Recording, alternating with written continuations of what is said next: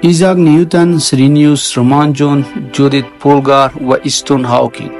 چه ویژگی این نام‌های درخشان را کنار هم قرار می‌دهد؟ پاسخ ساده است: هوش خارق‌العاده. این افراد شاهکارهای بی‌نظیری خلق کردند که جهان را برای همیشه تغییر دادند. آنها نماد قله‌های بلند هوش انسانی هستند که بسیاری از ما تنها رویای رسیدن به آنها را داریم. اما صبر کنید.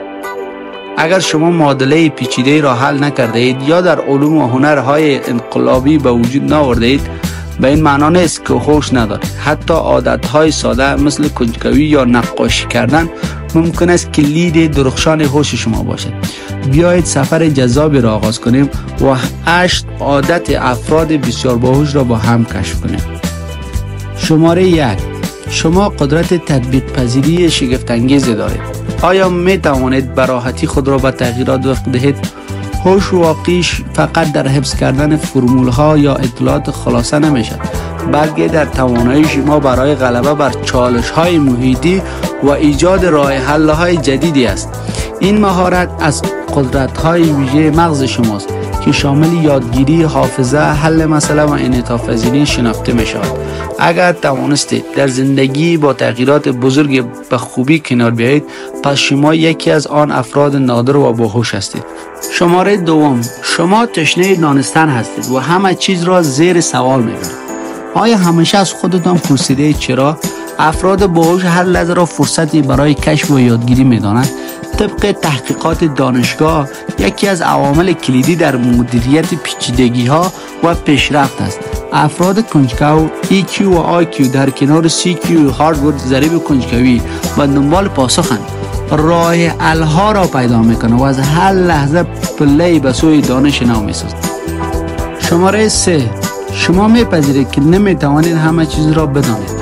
آیا تا به حال به خود گفته اید این را نمیدانم اما میتوانم یاد بگیرم؟ افراد بسیار باهوش میدانند که دانش آنها محدود است و همین پذیرش آنها را به سبد یادگیری به پایان سوق میدهد. این خودآگاهی شگفت انگیز نشان دهنده قدرت تحلیل و شناخت بالای آنها است. شماره 4: شما همیشه در جستجوی دانش هستید.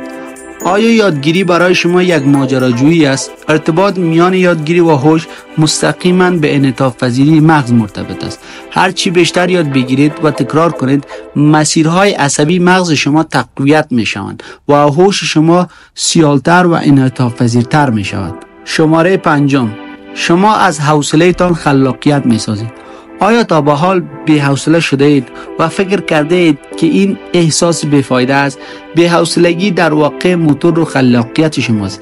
این حالت شما را به کشف راه‌های جدید و خلق ایده‌های نو تشویق می‌کند. شماره 6: شما در لحظات خستگی نقاشی‌های ساده می‌کشید. آیا کاغذهایتان پر از طرح‌های عجیب و ساده است؟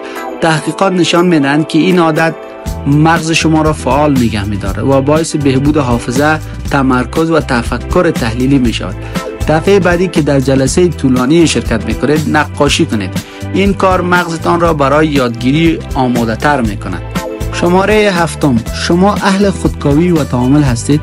آیا به تصمیمات و کارهای خود فکر می‌کنید؟ افراد باهوش نه تنها به احساسات و نیازهای خود آگاهند، بلکه از این خودآگاهی برای ساختن روابط معنادار و دستیابی به اهداف خود بهره می‌برند. شماره 8: شما ذهن باز و آماده برای کشف فرصت‌ها دارید. آیا با تجربیات جدید علاقه‌مندید؟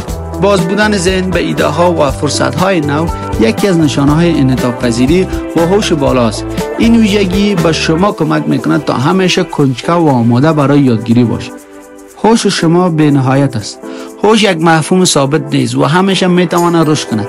شما می‌توانید هر روز با کشف چیزهای جدید خودتان را شگفت زده کنید.